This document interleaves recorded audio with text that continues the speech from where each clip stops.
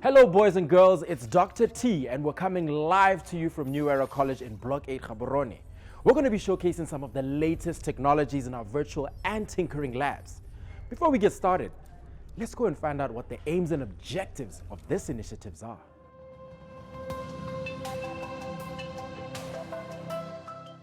New Era College has been running a STEM education program. Just in case you're wondering what STEM stands for Science, Technology, Engineering, and Maths. The program touches learners between the ages of 8 to 18 years old, basically from primary school to senior secondary school. The room we are in is called a tinkering lab. This is where you conduct fun experiments and create amazing projects using robotics, electronics, and programming STEM kits. I hope you enjoy today's lesson.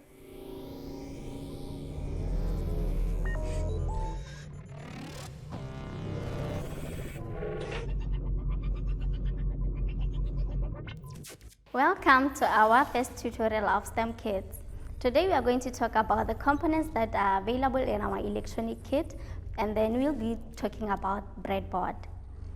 First of all, let me go through the components that we have in our electronic kit. These are some of the components that we have. We have output components that have the green base. We have input components or different type of switches with the red base. We have connecting wires or jump wires. We have the blue one and then the black wire. We have different types of connectors. These are just like wires. We have CN4 or connector block 4. We have the CN block 3. They are labeled. We have CN block 1. Now let's go through the breadboard. A breadboard is a board that is used to build electronic circuits.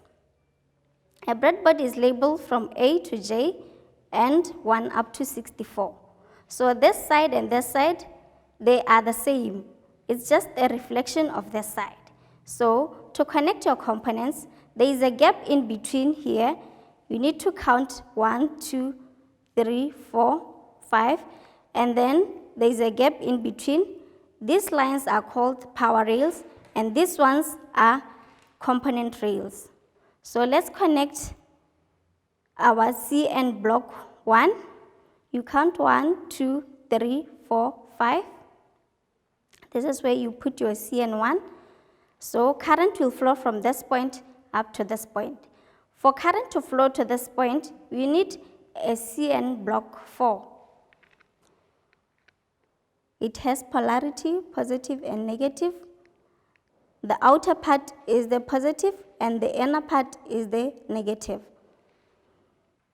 Let's put again the CN block 1 in between here. So this means power will travel from this point up to this point.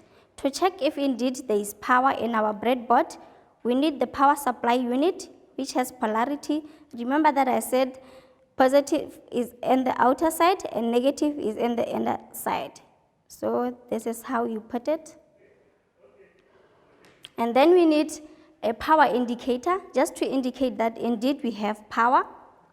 It has polarity. Positive goes to the positive side and negative to the negative side. We look here, our positive is at the outer side, and then we look at the positive of the power indicator, and then you push it in. Let's check if we have power in our breadboard.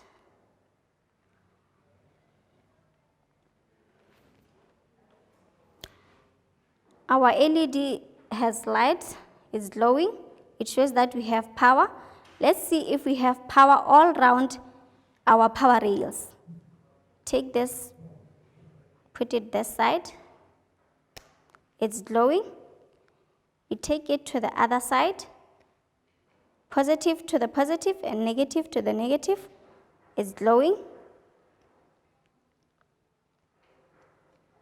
It's on.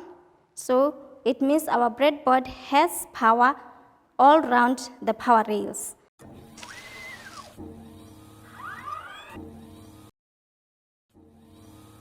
In this virtual lab, we are going to start off with tutorial 1. So let's get over here. This is our visual lab. You come here, STEM electronics, then you press. That's where I'm going to look for the building blocks or the components that are being used. We have power indicators. We have power supply connector units, charger, jump wires. These are the different types of components that we can get hold of in our electronic kit.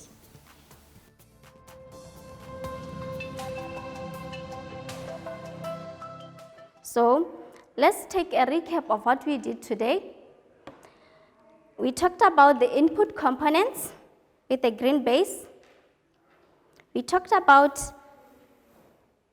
connector blocks, different types of connector blocks, CN1, CN3, and CN4.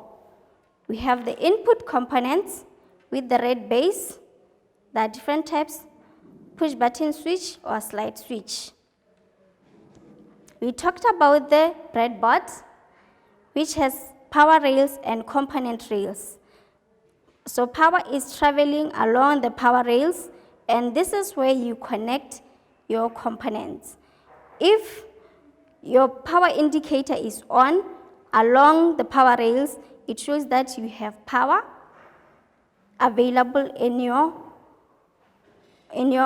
breadboard.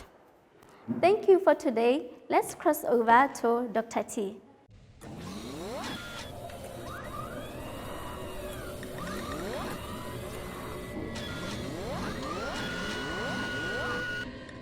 Thank you very much for joining us in our Tinkering Lab. I sure hope you guys enjoyed the tutorial because it was brought to you by New Era College and STEM Kits Botswana.